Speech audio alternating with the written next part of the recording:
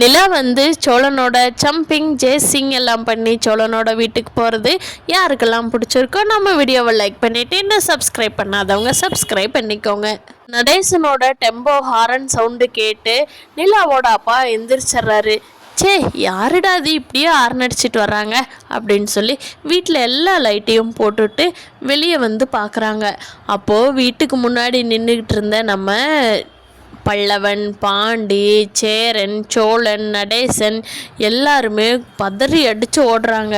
அவர் வந்து வெளியே எட்டி பார்க்குறதுக்கும் நடேசன் டெம்போ எடுத்துகிட்டு போகிறதுக்கும் அவங்கெல்லாம் ஓடி போகிறதுக்கும் கரெக்டாக போயிடுச்சு.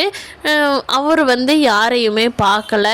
என்னடா அது நைட் டைம் யாரா இந்த டெம்போக்கார ஹார்ன் அடிச்சுட்டே போயிட்டுருக்குறான், எல்லோரும் தூங்குவாங்கன்னு நினைக்கிறாரா, என்ன நினச்சிட்ருக்காரு சை அப்படின்னு சொல்லிட்டு நம்ம தூக்கத்தை கெடுக்கிறதுக்குனே இருக்கிறானுங்க எல்லாம் அப்படின்னு சொல்லிட்டு எல்லா கேட்டெல்லாம் லாக் பண்ணியிருக்குதா அப்படின்னு சொல்லி வந்து கீழே எல்லாம் செக் பண்ணுறாரு.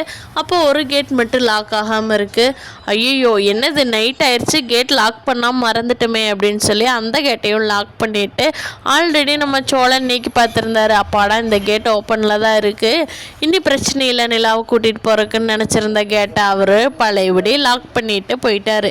எல்லாம் செக் பண்ணிட்டும் எல்லா கதவும் டோரும் லாக் ஆகிருக்கான்னு பார்த்துட்டு திருப்பி போய் லைட்டெல்லாம் ஆஃப் பண்ணிவிட்டு படுக்க போயிட்டாரு.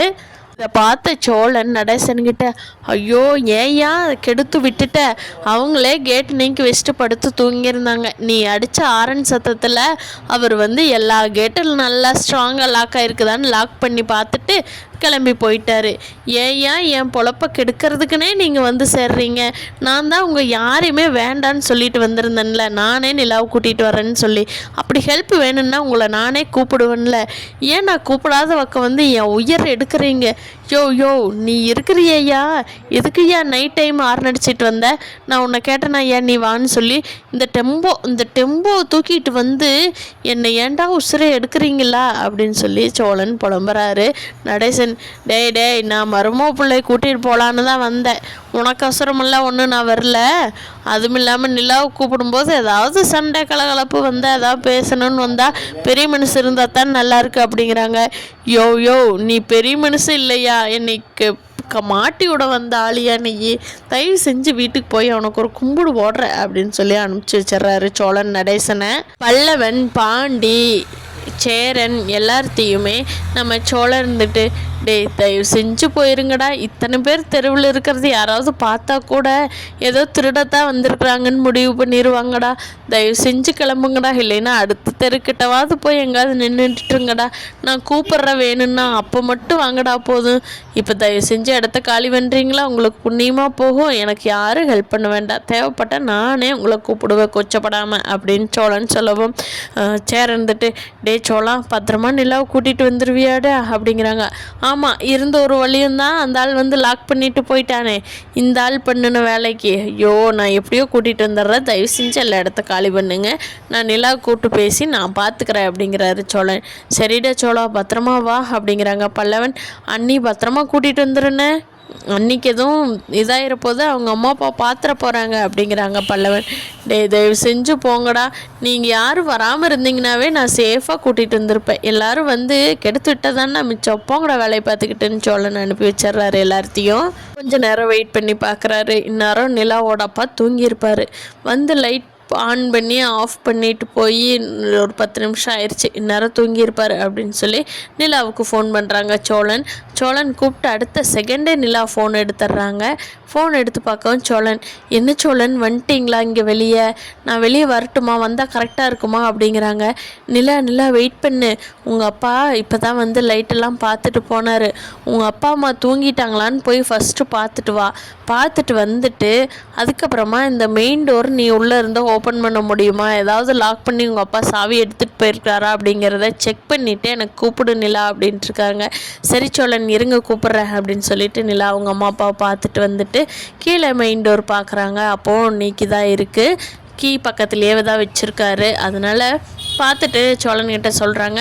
சோழன் ஒன்றும் பிரச்சனை இல்லை, மெயின் டோர்கிட்டயே தான் கீ இருக்குது, நான் நீக்கிட்டு வெளியே வந்துக்கலாம் அப்படிங்கிறாங்க.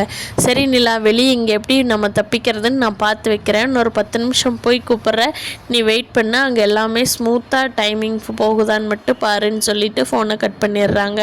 நிலாவோட அண்ணி அவங்க அண்ணா கிட்ட சொல்லிட்டு இருக்காங்க. ஏங்க நீங்கள் என்ன வெளிநாடு போனதான் அவங்க அப்பா பேசிகிட்டு இருந்தாரா அப்படின்னு சொல்லி கேட்குறாங்க.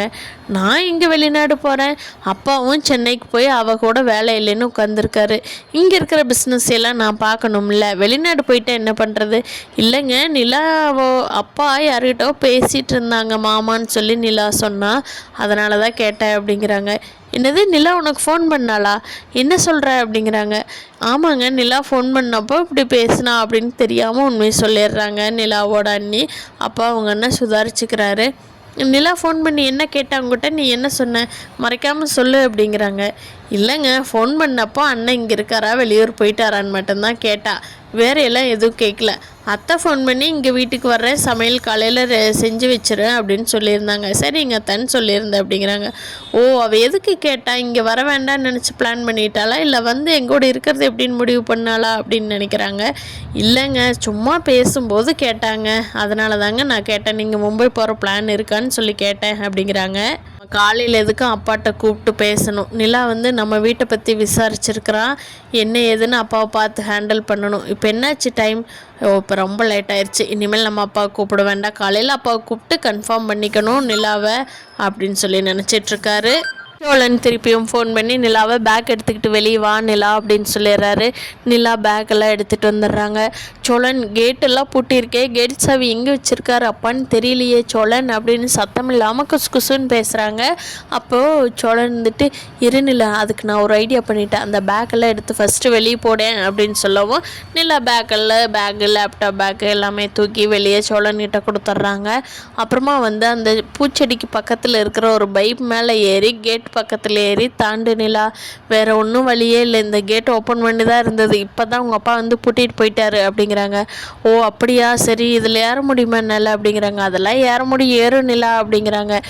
நிலாவும் அதே மாதிரியே சோழன் சொன்ன இன்ஸ்ட்ரக்ஷன் படியே மேலே ஏறி கேட்டு வெளியே குதிச்சிட்றாங்க. குதிச்ச நிலாவை சோழன் பத்திரமா கூட்டிகிட்டு போகிறாரு வீட்டுக்கு போய் அங்கே எல்லாருமே அண்ணி ரொம்ப சந்தோஷங்கண்ணி நீங்கள் வந்ததுன்னு, பல்லவன் ஒரு பக்கம், சேரன் ஒரு பக்கம், ரொம்ப நன்றிப்பா நீ திருப்பி வீட்டுக்கு வந்ததுக்குன்னு சொல்லி, நடேசன் ஒரு பக்கம், எல்லாருமே நிலா வீட்டுக்கு வந்ததா அவ்வளோ சந்தோஷமாக கொண்டாடுறாங்க. நிலா மனசுக்குள்ளே நினைக்கிறாங்க, சே நம்ம இல்லாமல் இவங்கெல்லாம் எப்படி வருத்தப்பட்டிருக்காங்க, இந்த வீட்டை போய் விட்டுட்டு போயிட்டியே நிலா அப்படின்னு சொல்லி மனசுக்குள்ளே நிலா ரொம்ப ஃபீல் பண்ணிகிட்ருக்காங்க. வந்த உடனே எல்லாரும் அவங்கவுங்க என்னென்ன நடந்துச்சு அப்படிங்கிறத நிலா கிட்ட ரொம்ப சுவாரஸ்யமாக சொல்கிறாங்க.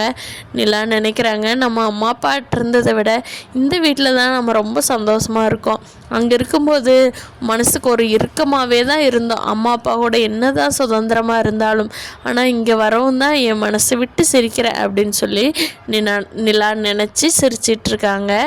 கண்டிப்பாக நிலா இந்த வீட்டை விட்டு போக மாட்டாங்கன்னு எல்லாரும் நினைக்கிறோம். என்ன நினைக்கிறீங்கன்னு கீழே கமெண்ட் பண்ணுங்கள் ஃப்ரெண்ட்ஸ்.